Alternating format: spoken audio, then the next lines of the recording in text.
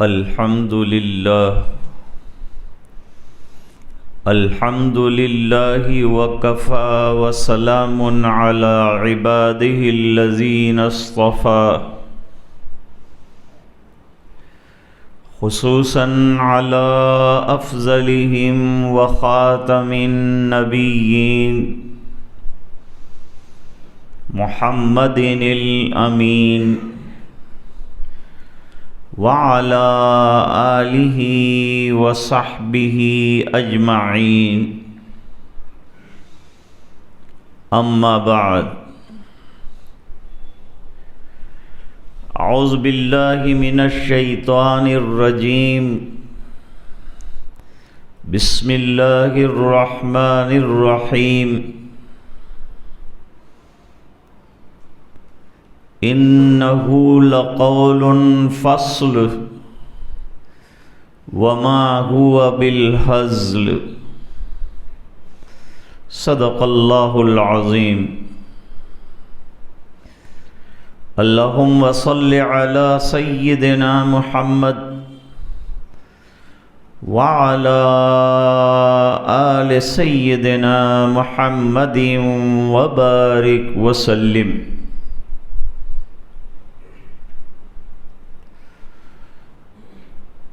بزرگوں اور دینی بھائیوں،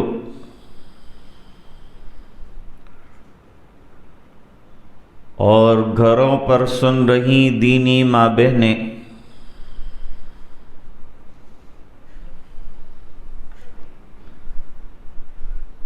قرآن کریم مینار نور ہے اور شمع ہدایت۔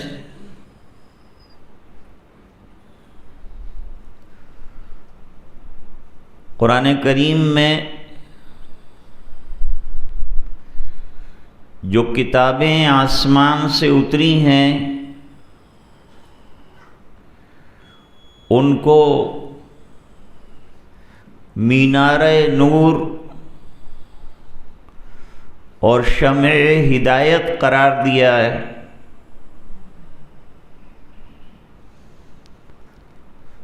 سب سے اخیر میں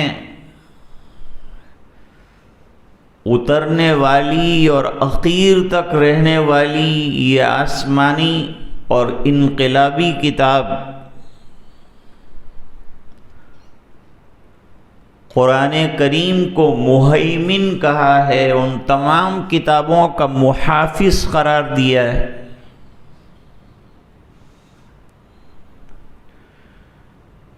قرآن کریم کا درجہ نہایت عالی شان ہے۔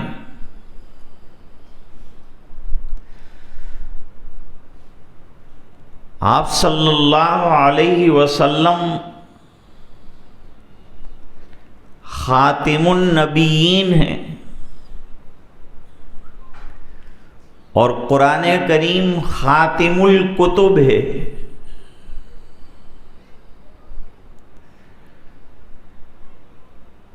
اس کے مضامین فیصلہ کن اور آخری ہیں۔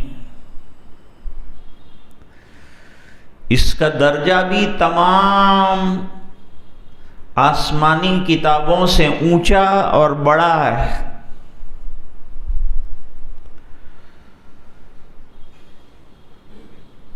اس لیے حضور پاک صلی اللہ علیہ وسلم کو جو معجزات عطا کیے گئے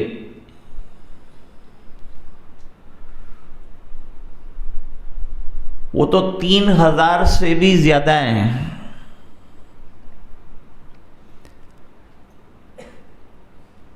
جس کے سلسلے میں 400 صحابہ کرام سے روایات ہیں۔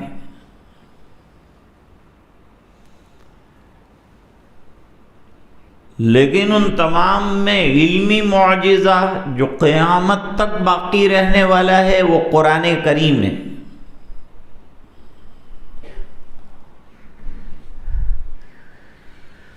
قرآن کریم کے معنی یہ مطلوب اور مقصود ہیں،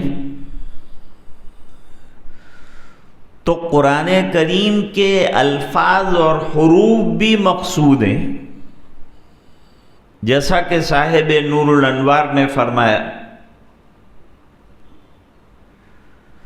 کہ وَلَفْظُهُ مَطْلُوبٌ كَمَعْنَاهُ، لہذا اس کے ایک ایک حرف کے پڑھنے پر ثواب ملتا ہے، اجر ملتا ہے۔ نماز میں پڑھا جائے تو اور بھی زیادہ اجر اور ثواب اللہ تعالیٰ دیتے ہیں۔ اس کو یاد کرنے کے اور حفظ کرنے کے مستقل فضائل ہیں کہ یاد کرنے والے کو بھی وہ فضیلتیں حاصل ہوتی ہیں، اور یاد کرانے والے اساتذہ، ماں باپ اور اداروں کو بھی اس کا فیض ملتا ہے۔ اور یہ تو مدرسائی فیض القرآن ہے، قرآن کریم کا فیض عام ہے۔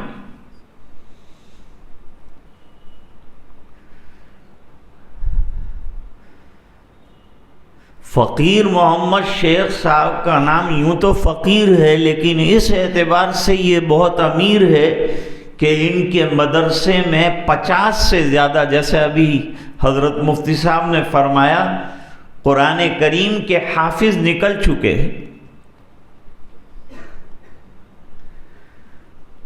اور الحمدللہ یہ پودا جو تھا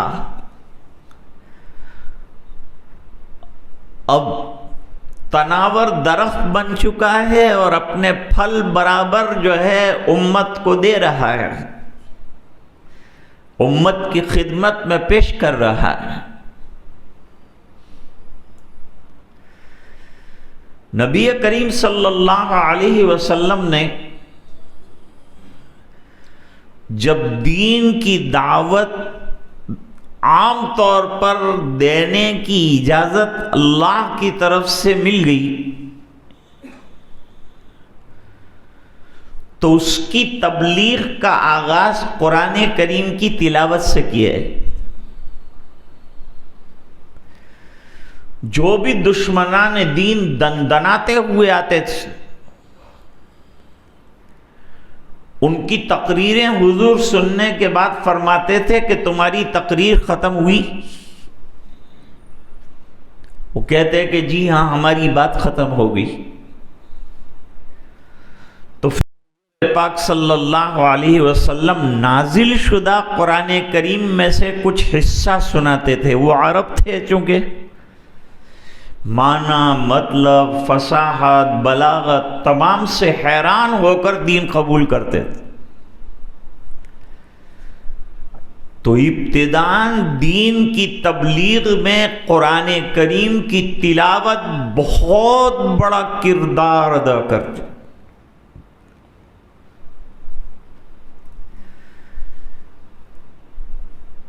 اسی قرآن کریم سے متاثر ہو کر حضرت صدیق اکبر رضی اللہ تعالیٰ عنہ جب پڑھتے تھے اپنے آنگن میں تو آنے جانے والے کھڑے ہو جاتے تھے، خواتین کھڑی ہو جاتی تھی، بچے کھڑے ہو جاتے تھے اور قرآن کریم کا اعجاز سنتے تھے۔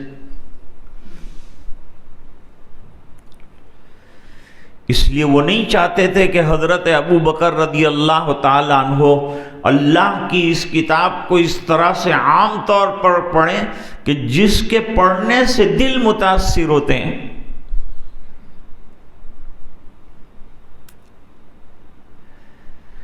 حکیم الاسلام حضرت مولانا قاری محمد طیب صاحب رحمۃ اللہ علیہ فرماتے ہیں کہ کانگریس کا ایک جلسہ کلکتہ میں تھا، وہ تو سیاسی جلسہ تھا، اور اس وقت نظامت کر رہے تھے مولانا محمد علی جوہر۔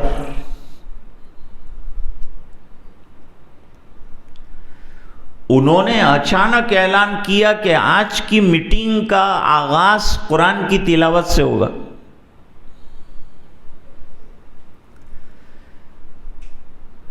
اسٹیج پر حضرت مدنی رحمت اللہ علیہ بھی تھے، مولانا آزاد بھی تھے، گاندھی جی بھی تھے، سب نے کہا کہ بھئی یہ تو سیاسی جلسہ ہے، اس میں تو غیر مسلم اور مسلم اور ہر کاسٹ کے لوگ موجود ہیں، وہ سب پھر تقاضا کریں گے۔ کہا پہلے قرآن پڑھواؤں گا، اس کے بعد جن کو اپنی اپنی کتابیں پڑھنے کا شوق ہو ان سے پورشن پڑھواؤں گا، پھر شروع ہوگا اجلاس ہمارا۔ اس زمانے میں عرب سے کوئی قاری جو ہے کلکتہ کی بڑی مسجد کے اندر امامت کرتے تھے، حضرت مولانا جوہر ان کو جانتے تھے، اور وہ اسٹیج پر تشریف فرما بھی تھے۔ تو حضرت مولانا نے ان کو آواز دی، پکارا کہ وہ تشریف لائیں اور قرآن کریم کی تلاوت کریں۔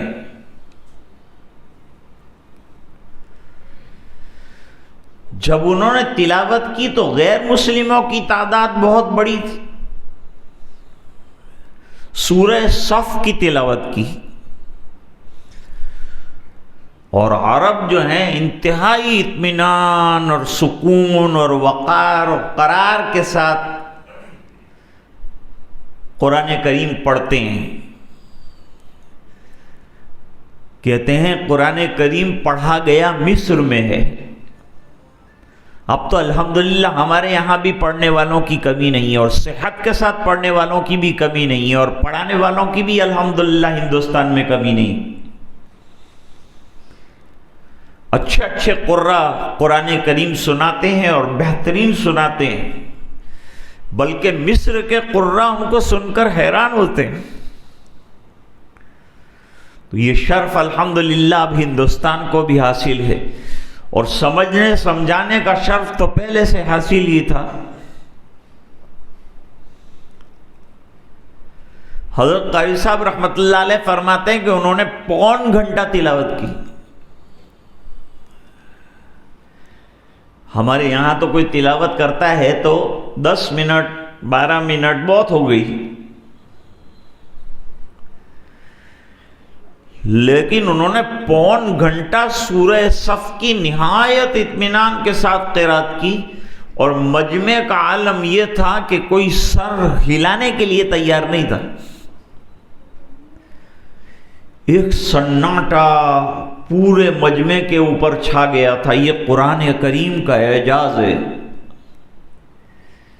یہ قرآن کریم کی بڑی معجزانہ شان ہے۔ نبی کریم صلی اللہ علیہ وسلم کے پاس جب مدینہ کے وفود آئے اور مدینہ منورہ میں دین پھیلانے اور تبلیغ کے لیے آدمیوں کے بھیجنے کی بات ہوئی کہ کچھ صحابہ کرام کو وہاں بھیجا جائے،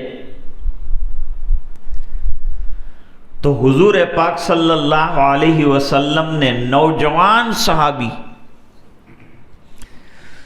جنہوں نے بڑی جد و جہاد اور بڑی جانفشانی اور قربانیوں کے ساتھ دین قبول کیا تھا، وہ حضرت مصعب ابن عمیر رضی اللہ تعالیٰ عنہ کو مدینہ منورہ بھیجا۔ انہوں نے مسجد نبوی شریف کے بننے سے پہلے ایک مکان کے اندر مدرسہ قرآن کا قائم کیا، اور آنے والوں کو دین کی تبلیغ کرتے تھے، قرآن کریم پڑھاتے تھے، سکھاتے تھے اور مسلمان بھی بناتے تھے۔ تو آپ صلی اللہ علیہ وسلم کے مدینہ تشریف لانے سے پہلے قاری قرآن وہاں پہنچ چکے تھے، اور حضور نے پہلے سے انتظام کیا تھا مدرسے کا۔ اس کے بعد دار ارقم کا جو مدرسہ تھا وہ منتقل ہو کر صفہ میں پہنچا اور دوسرے نمبر کا مدرسہ بنا، اور وہ یوں دنیا اسلام کا پہلا مدرسہ مانا گیا، کیونکہ دار ارقم میں جو تعلیم ہوتی تھی دین کی وہ چھپ چھپ ہوتی تھی، بند دروازوں میں ہوتی تھی، اور صفہ کے اندر جو مدرسہ کھلا حضور پاک صلی اللہ علیہ وسلم کا، جس میں کبھی 300 سے زیادہ بھی طلبہ رہے، وہ عام تھا، ابھی جو مدرسے ہیں اس میں کھانے کا، پینے کا، رہنے کا، ان تمام چیزوں کا انتظام ہے بفضلہ تعالی۔ پڑھنے والوں کے لیے سہولت ہے، بیٹھنے کے فرش ہیں، قرآن کریم دستیاب ہیں، اور بینچیں موجود ہیں، اساتذہ تیار ہیں، انتظام کرنے والے منتظمین تیار ہیں۔ حضور کے ان صحابہ کرام کے پاس جو پڑھنے آئے تھے مکمل کپڑے بھی نہیں ہوتے تھے، جیسا کہ فضائل اعمال میں حضرت شیخ نے لکھا ہے۔ ہم لوگ راندیر کے احباب بڑے خوش نصیب ہیں کہ دو بڑے بڑے اداروں کے سائے میں رہ رہے ہیں، اور کثرت سے الحمدللہ یہ اداروں کی برکت سے ہمارے یہاں علماء کا سایہ ہے، ان کی دعائیں ہیں، ان کی تعلیمات کا سلسلہ ہے۔ جن دو حضرات کا تذکرہ کیا، جن میں وقار سادات سید مفتی عبد الرحیم صاحب لاجپوری قدس سرہ، انہوں نے کئی سال جو ہے بڑی مسجد میں امامت فرمائی، اور یہ بڑا مشکل وقت تھا جب بدعات اور خرافات اور طرح طرح کی چیزیں تھیں، لیکن اپنی حکمت اور مصلحت سے انہوں نے کام کر کے الحمدللہ راندیر سے بدعات کی جڑوں کو اکھاڑا ہے۔ اور تقریباً یہی کام میرے والد صاحب حضرت مولانا محمد رضا اجمیری قدس سرہ نے بھی کیا۔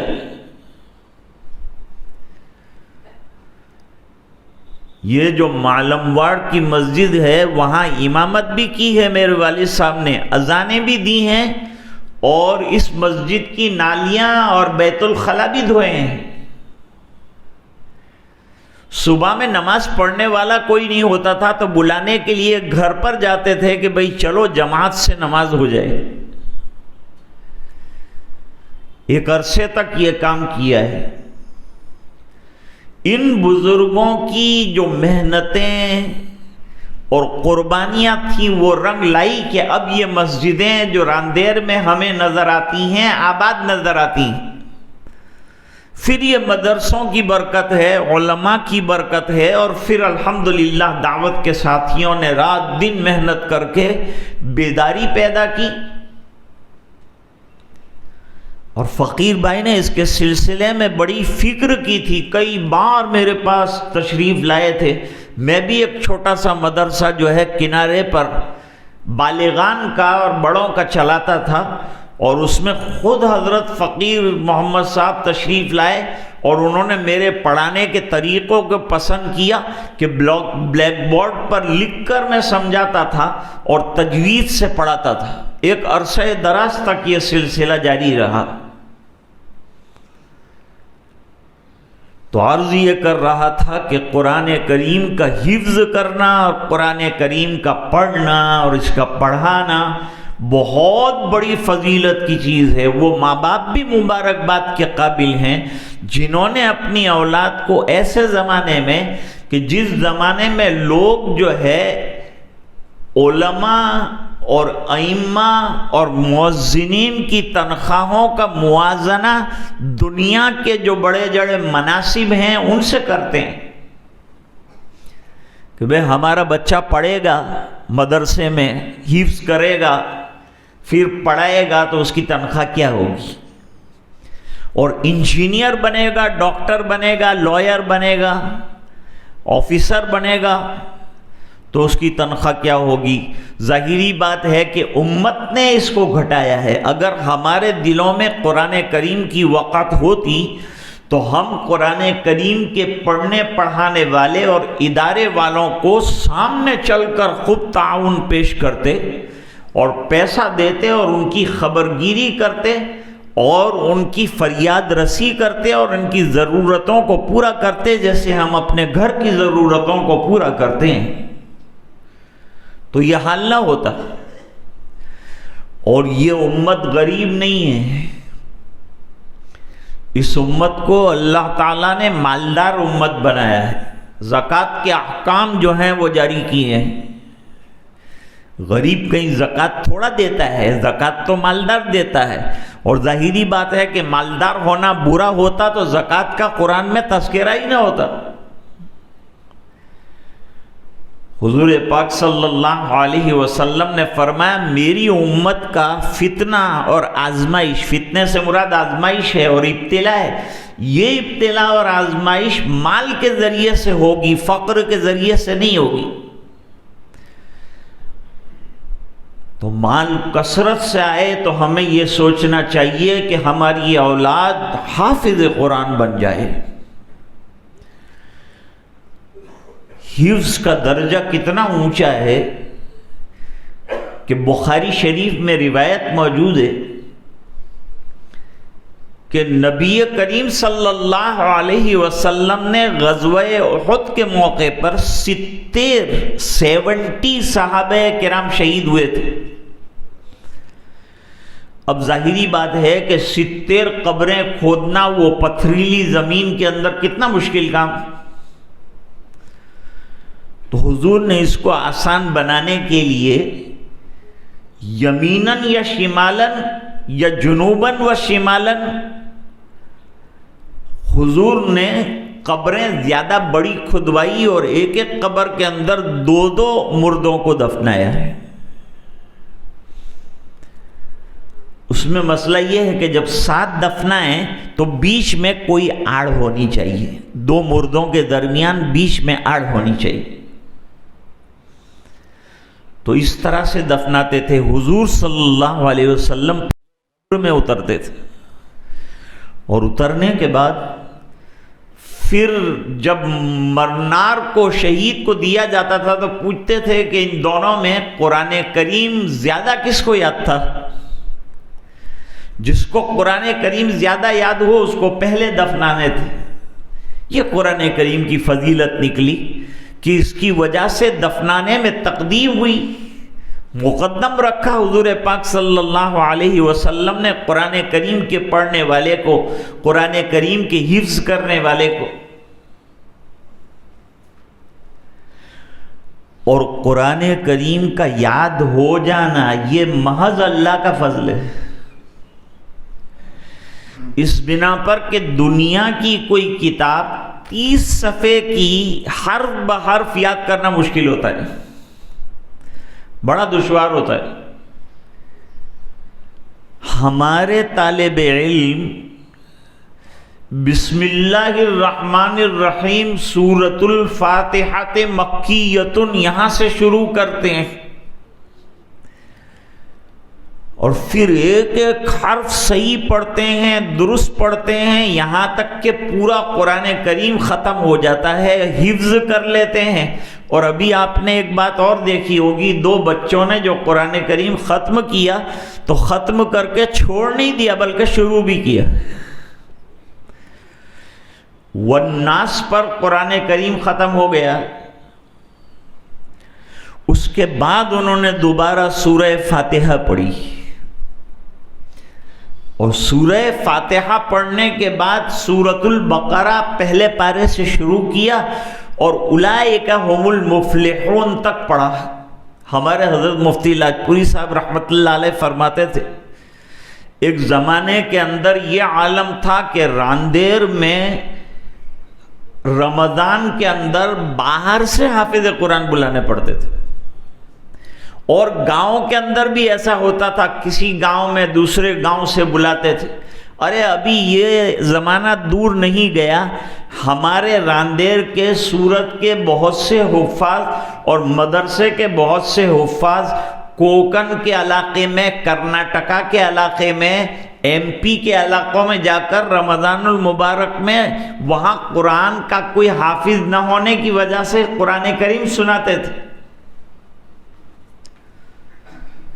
تو ایک لطیفہ سناتے تھے حضرت مفتی صاحب رحمۃ اللہ علیہ کہ 27ویں کو اگر روزانہ قرآن کریم کے 20 رکوع برابر تلاوت کیے جائیں تو 540 رکوع ہیں قرآن کریم کے، وہ 27 رمضان کو پورے ہو جائیں گے۔ تو وہ حافظ جو گاؤں میں پڑھ رہا تھا اس نے اولئک هم المفلحون پر ختم کیا، تو گاؤں کا ایک بوڑھا تھا وہ کھڑا ہو گیا اور اس نے کھڑے ہو کر کہا کہ بھائی اس سال قرآن ختم نہیں ہوا۔ پوچھا کہ کیوں ختم نہیں ہوا؟ اولئک هم المفلحون تک تو پڑھ لیا گیا، پھر کیسے ختم نہیں ہوا؟ کہ نہیں، جب تک ختم اللہ نہیں پڑھتے وہاں تک ختم نہیں ہوتا۔ یہ پڑھنے کا جو طریقہ ہے اولئک هم المفلحون تک، یہ سلسلہ کب تک رہے گا؟ یہ سلسلہ دنیا کے چھوڑنے تک رہے گا۔ حفظ قرآن کریم کے فضائل بہت ہیں، جو وقتاً فوقتاً یہ مجالس الحمدللہ یہ لوگ منعقد کرتے ہیں تو سننے میں آتے رہتے ہیں، مختلف علماء سناتے ہی رہتے ہیں۔ یہ سلسلہ رہے گا کب تک؟ رمضان المبارک میں برما سے اور بنگلہ دیش سے قرآن کریم کی تلاوت کا سلسلہ شروع ہوتے ہوئے ہندوستان، پاکستان، برما، برطانیہ، آسٹریلیا اور دنیا کے مختلف خطوں میں ایک کے بعد ایک قرآن کریم پڑھا جاتا رہتا ہے، یہاں تک کہ آسمان پر قرآن کریم کے پہنچنے کا سلسلہ 24 گھنٹے تک جاری رہتا ہے۔ لگاتار آسمان پر قرآن کریم چڑھتا جاتا ہے۔ ایک ملک کی تلاوت ختم ہوتی ہے، تراویح ختم ہوتی ہے تو دوسرے ملک کی شروع ہو جاتی ہے، وہاں کی ختم ہوتی ہے تو تیسرے ملک کی شروع ہو جاتی ہے، تیسرے ملک کی ختم ہوتی ہے، چوتھے ملک کی شروع ہو جاتی ہے۔ یہی حال اذانوں کا ہے۔ اذانیں جو ہیں راؤنڈ کلاک 24 آورز جو ہے آسمانوں پر گونجتی رہتی ہے اور پوری دنیا میں پہنچتی رہتی ہے۔ یہ اسلام کی جامعیت اور اسلام کے کمال کا عالم ہے، اور یہ دین اللہ کی طرف سے آیا ہے اور اس کی بقا کا اللہ تعالیٰ نے وعدہ فرمایا ہے، جیسا کہ خود قرآن کریم کی بقا اور حفاظت کا اللہ نے وعدہ فرمایا ہے۔ فرمایا اِنَّا نَحْنُ نَزَّلْنَا الذِّكْرَ وَإِنَّا لَهُ لَحَافِظُونَ۔ حافظ قرآن کا سینہ چھوٹا سا محفوظ بن جاتا ہے، اور اس کے اندر جو ہے اللہ تعالیٰ اپنی کتاب کو محفوظ فرماتے ہیں۔ اِنَّا جمع کا صیغہ اور حافظون جو بھی جمع کا صیغہ ہے، جس سے یہ پتہ چلتا ہے کہ قرآن کریم کی حفظ کی کیا انتظامی شکلیں ہوں گی۔ تو انتظام کی شکل یہ رکھی ہے کہ ہم تمہارے سینوں کو ایکوائر کر لیں گے اور اس کے اندر اپنی کتاب کی حفاظت کریں گے۔ اس کی وجہ سے حافظ کا درجہ کتنا اونچا ہو جاتا ہے۔ وہ زیور باکس ہوتا ہے، زیور باکس جو ہے وہ مشکل سے 500، 1000، 2000 کا ہوگا۔ اس میں جو زیور ہے وہ لاکھوں روپے کا ہے۔ پہلے زمانے میں ہمارے جو پرانے مکانات ہوتے تھے جن میں اوٹے بھی ہوتے تھے باہر، اس میں لکڑے کی الماریاں رکھتے تھے، وہ لکڑے کی الماریوں میں لاک نہیں لگاتے تھے، کھلی رکھتے تھے، کیونکہ اس میں پرانی چیزیں رکھی ہوئی ہوتی تھی جو بے قیمت ہوتی تھی، جیسے کہ گدے رکھتے تھے، تکیے رکھتے تھے، رضائیاں رکھتے تھے، کمبلیں رکھتے تھے، یہ کرتے تھے۔ تو اس کو تالا وغیرہ بھی نہیں لگاتے تھے، مقفل نہیں کرتے تھے اس کو، اور وہ پڑی رہتی تھی کہ اگر کوئی لے بھی گیا تو کوئی خاص بڑا نقصان نہیں ہے۔ لیکن جب آدمی زیور خریدتا ہے تو پہلے تو جویلری باکس کے اندر اس کو رکھتا ہے، پھر وہ باکس کو جو ہے کپ بورڈ میں رکھتا ہے، کپ بورڈ کے اندر ایک لاکر ہوتا ہے اس کے اندر رکھتا ہے، وہ لاکر کے اندر ایک لاک ہوتا ہے اس کے اندر رکھتا ہے اور اس کی حفاظت کرتا ہے۔ 10 لاکھ روپے کے ہیرے کو جو حفاظتی تدبیر حاصل ہے وہ 500 روپے والے باکس کو بھی ملتی ہے۔ 500 روپے والے باکس کو بھی حفاظتی جو انتظام دیا وہ 10 لاکھ والا دیا، 10 لاکھ والا دیا، کیونکہ اس نے اس کو اپنے اندر محفوظ کر رکھا ہے۔ اس طرح 6 فٹ کے آدمی میں کچھ نہیں رکھا ہے، لیکن جب اس کے سینے میں اللہ تعالیٰ نے یہ قرآن کریم والا ہیرا رکھ دیا تو اس کی وجہ سے وہ چمک گیا اور اس کا مرتبہ اور اس کا رتبہ بڑھ گیا ہے۔ اس لیے قرآن کریم جو حفظ کر لیں ان کے لیے یہ ضروری ہے کہ ختم کر کے ختم نہ کر دیں، بلکہ لگاتار اس کا دور جو ہے جاری رکھیں۔ بخاری شریف میں روایت موجود ہے کہ حضرت جبریل علیہ السلام رمضان المبارک میں قرآن کریم کا دور کرنے اور سنانے کے لیے آپ صلی اللہ علیہ وسلم کے پاس تشریف لاتے تھے اور یہ دور کا سلسلہ جاری رہتا تھا۔ تو قرآن کریم حفظ یاد رہے گا دور کرنے کی وجہ سے اور روزانہ تلاوت کرنے کی وجہ سے۔ پوچھا گیا حکیم الامت حضرت مولانا اشرف علی صاحب تھانوی رحمۃ اللہ علیہ سے کہ حضرت آپ کی صحت کا راز کیا ہے اور آپ کو قرآن کریم اتنا بہترین حفظ ہے، اس کا راز کیا ہے؟ فرمایا 2 باتیں ہیں۔ صحت کا راز یہ ہے کہ روزانہ 5 کلومیٹر چلتا ہوں اور 5 کلومیٹر چلنے کے درمیان جو ہے 2-2.5 پارے قرآن کریم کی تلاوت کر لیتا ہوں۔ حضرت نے تو اپنی وصایا میں لکھا ہے کہ جو حافظ قرآن کریم ہے اس کو کم سے کم روزانہ 10 پاروں کی تلاوت کرنی چاہیے اور 5 پاروں کا دور سنانا چاہیے۔ جتنا دور کرتا رہے گا اور قرآن کریم کو تو قرآن ایسی غیور کتاب ہے کہ وہ ہم کو چھوڑ دے گی۔ اس لیے یہ جو نور اللہ تعالیٰ نے سینے میں عطا فرما دیا، اب اس کی قدر دوسرے کریں ہم کریں، اس سے زیادہ خود حافظ قرآن کریم کو کرنا چاہیے۔ حدیث شریف میں فرمایا کہ حضور کو جو مختلف معراجیں ہوئیں ان معراجوں میں کچھ مناظر آخرت کے دکھائے گئے، اس میں ایک منظر یہ بھی دکھایا گیا کہ ایک شخص لیٹا ہوا ہے اور ایک فرشتہ سر پر کھڑا ہے، اس کے سر کو پتھر سے کچلتا ہے، پتھر دور جا کے گرتا ہے، وہ لینے کے لیے جاتا ہے، اتنے میں اس کا سر ٹھیک ہو جاتا ہے، پھر دوبارہ مارتا ہے، پھر سر کچل جاتا ہے، پھر وہ پتھر دور جاتا ہے، پھر یہ دوبارہ لاتا ہے، پھر سر کچل جاتا ہے، پھر جاتا ہے، پھر اچھا ہوتا ہے، یہ سلسلہ جاری ہے۔ ساتھ میں حضور پاک صلی اللہ علیہ وسلم کے حضرت جبرائیل علیہ السلام اور حضرت میکائیل علیہ السلام تھے۔ ان سے پوچھا کہ یہ کیا منظر دکھایا جا رہا ہے؟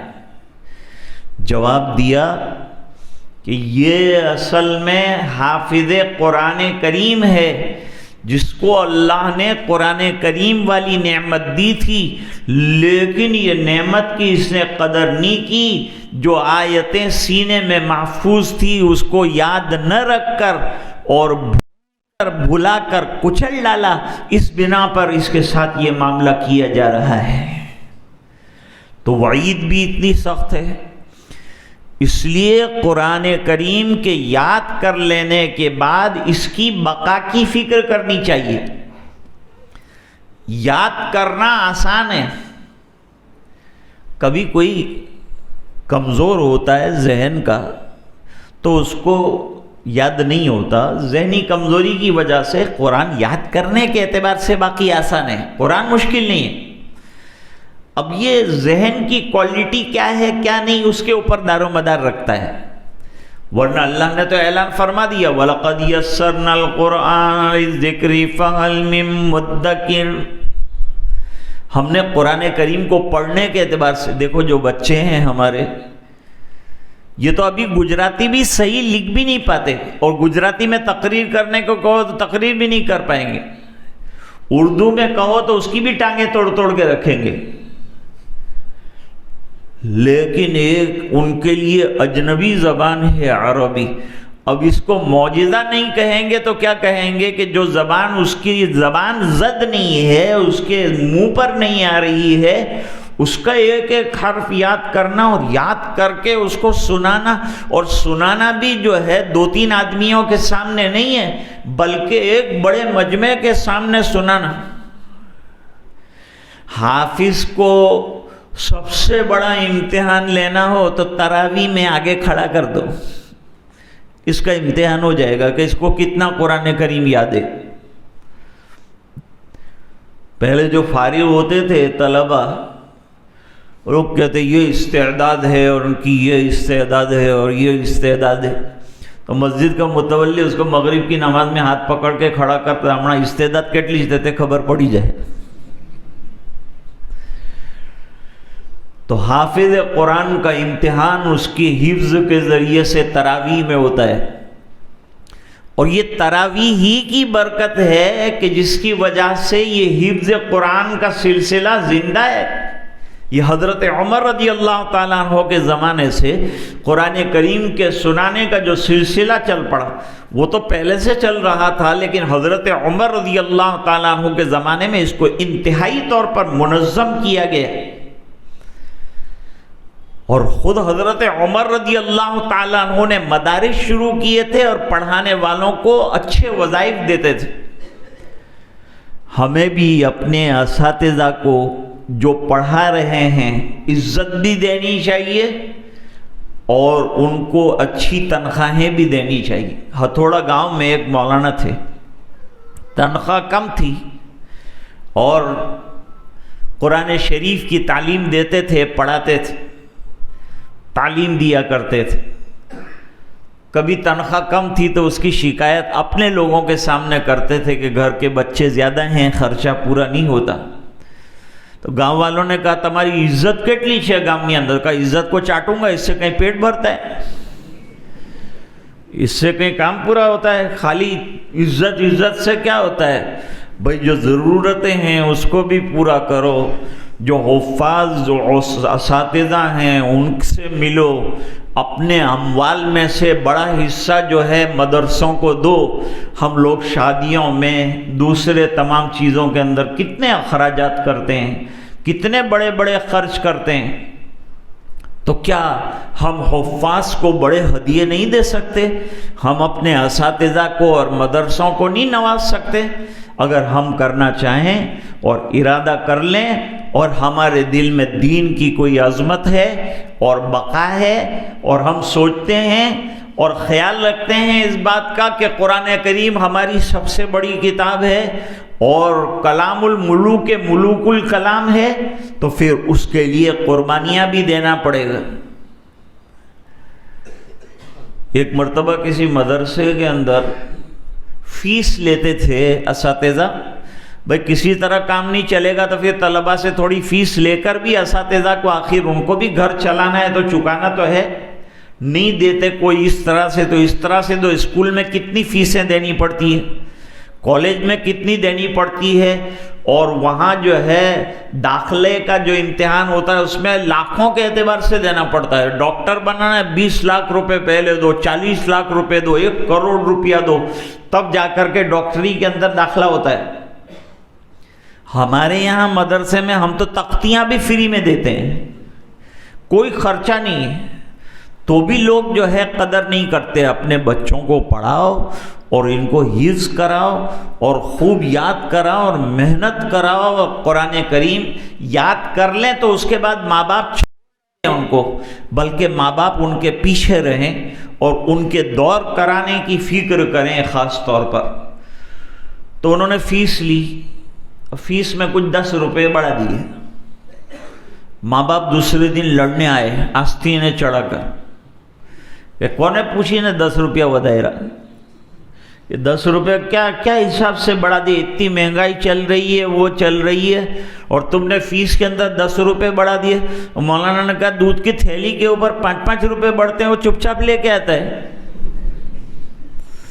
اس میں تو اعتراض نہیں کرتا، وہ چپ چاپ لیتا ہے۔ وہاں یہاں بیچارے مظلوم ہیں اساتذہ، ان پر چلتی ہے تو روب جھڑتا ہے۔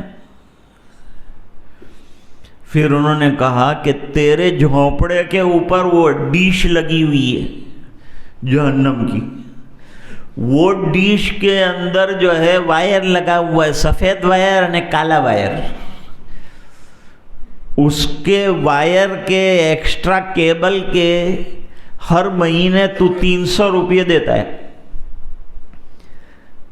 اور اگر تو نہیں دے گا تو تیرے بچے پڑوس میں دیکھنے جائیں گے، یہ ڈر سے تو 300 روپے والا کیبل والا جو ہے اس کے سر پہ ہاتھ پھیرتا ہے، منت سماجت کرتا ہے کہ بھائی ادھار تو ادھار، لیکن تو میرا کیبل کاٹنا مت، میرے بچے سب پروگرام دیکھتے ہیں، یہ دیکھتے ہیں۔ دنیا کی اتنی وقت ہے، گندی چیزوں کی اتنی وقت ہے جو ہمارے بچوں کو بگاڑ رہا ہے۔ یہ سب چیزیں اتنی بگاڑنے والی اور اتنی فتنہ انگیز بھی والی ہیں کہ جس کی بات ہی مت پوچھو، اس کی خرابیاں اور نقصانات کی اتنا لکھا جائے، کتابیں بھر جائے، اتنی خرابیاں اس کی ہے۔ وہ بند کرنا نہیں چاہتا، اس کے لیے پیسہ کہیں سے بھی ادھار لے کر کے بھی لا کر کے چلاتا ہے، لیکن اللہ کی کتاب کے لیے نہیں کرنا چاہتا۔ تو بھائی اللہ کی کتاب کی قدر کرو، اپنی اولاد میں حفظ کرانا طے کرو، اپنے بچوں کو پڑھاؤ، قرآن کریم یاد کراؤ، نادرہ بھی پڑھواؤ، اور اس کے بعد ان کو حفظ بھی کراؤ، اور حفظ کرانے کے بعد چھوڑ مت دو، بلکہ ان کے پیچھے ماں باپ لگے رہیں کہ یہ دور برابر کر رہا ہے کہ نہیں کر رہا ہے۔ تم کو تاج مل گیا، ماں باپ کو تاج مل گیا آخرت کا چمکدار، تو یہ تاج پہن کر چھوڑ مت دو، یہ تاج کہیں چھن نہ جائے، اس کا خیال کرو۔ اور وہ خیال یہ ہے کہ اپنے بچوں کے حافظ ہو جانے کے بعد ان کی خبر گیری کرو، ہمیشہ ان کو پوچھتے رہو، ان کے حفظ کے باقی رکھنے کا انتظام کرو، چاہے مدرسے سے وابستہ ہوں، چاہے کوئی اور استاد کے ذریعے سے قرآن کریم کو باقی رکھا جائے۔ آج الحمدللہ بلال بھائی کے 2 بچوں نے حفظ قرآن کریم کی سعادت حاصل کی۔ مدرسہ فیض القرآن کے اندر بڑی محنتوں سے پڑھا۔ ہمارے ایوب بھائی کے والد صاحب نور محمد صاحب نے ان بچوں پر بڑی توجہ دی، بڑا خرچ کیا۔ یہ بچہ بیمار بھی ہوا تھا تو اس کا بھی مکمل علاج کرایا، اور وہ بہت چاہتے تھے کہ یہ بچے کچھ پڑھ لیں، تو وہ چلے گئے دنیا سے، لیکن ان کی محنتیں اور ان کا پیسہ لگانا اور ان کا توجہ دینا کام آیا، اور نتیجتاً ان بچوں نے جو منزل کو پانا چاہیے تھا وہ پا لیا ہے۔ اب ان کی ذمہ داری ہے کہ جب ایک نعمت اتنی محنتوں کے بعد آئی ہے تو آسانی سے ہاتھ سے سرک نہ جائے اور نکل نہ جائے، اس کے لیے بھی جد و جہد اور محنتوں کو برقرار رکھنا چاہیے۔ جو حضرات ادارے چلا رہے ہیں اور یہ ادارہ چلا رہے ہیں، اللہ تعالیٰ ان کو بھی مبارک فرمائے، ان کی محنتوں کو بھی مبارک فرمائے، والدین کو بھی مبارک فرمائے، وہ اساتذہ جنہوں نے محنت کر کے ان کے سینوں کو چمکایا اور دمکایا، اللہ تعالیٰ ان کو بھی جزائے خیر عطا فرمائے۔ جتنے ادارے چھوٹے بڑے چل رہے ہیں، حالات سے دوچار ہیں، اللہ تعالیٰ مکمل طریقے پر ان اداروں کی حفاظت فرمائے اور ان کی بقا کی شکلیں اللہ تعالیٰ پیدا فرمائے۔ عافیت کے ساتھ پوری دنیا کے اندر حفظ قرآن کریم کا اور اس کے پڑھنے پڑھانے کا سلسلہ جاری ساری رہے۔ انہی گزارشات پر ہم اپنی بات کو ختم کرنا چاہتے ہیں۔ وآخر دعوانا ان الحمد للہ رب العالمین۔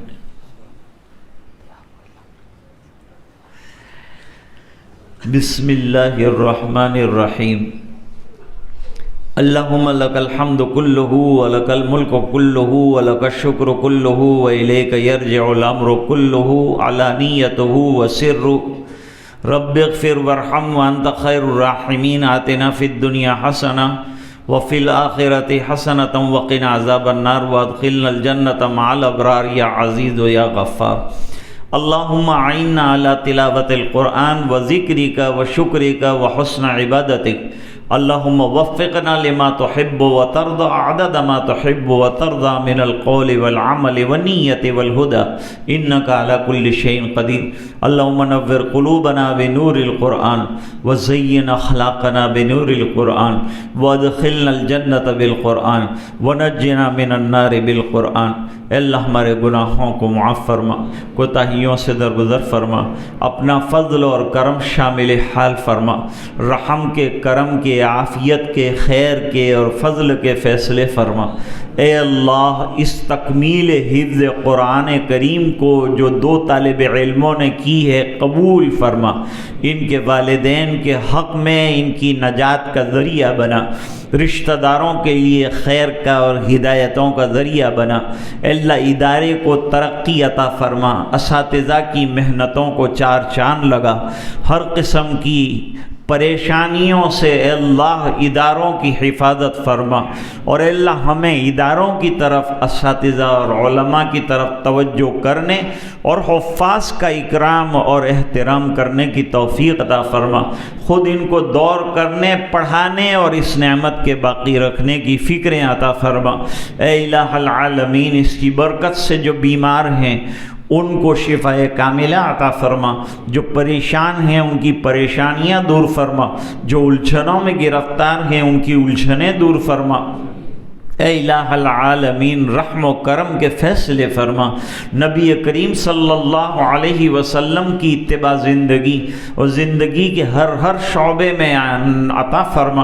اے اللہ حضور پاک صلی اللہ علیہ وسلم کی سنتوں پر ہمیں عمل پیرا فرما، نمازوں کا پابند بنا، تلاوت کا شوقین بنا، قرآن کریم سے محبت عطا فرما، پڑھنے پڑھانے والوں سے تعلق نصیب فرما۔ اے الہ العالمین پورے مجمع کی مغفرت فرما، اور اے اللہ اس مجلس کو قبول فرما، ماں بہنیں بھی سن رہی ہیں ان کا بیٹھنا بھی قبول فرما، ان کی ماؤں کو بھی اللہ یہ قرآن کریم کا یاد ہونا مبارک فرما، اور اللہ ماؤں کو بھی فکریں عطا فرما کہ وہ اپنی اولاد کو حافظ بنائیں اور حفظ پر اکتفا نہ کریں بلکہ اللہ انہیں عالم دین بنانے کی فکر کریں۔ ہماری بستی کو علمی بستی حقیقت میں بنا دے، حفاظ کی بستی بنا دے۔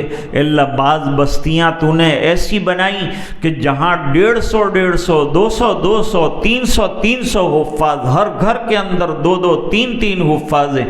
اللہ ہماری بستی میں بھی یہ نعمت کو ارضا فرما دے۔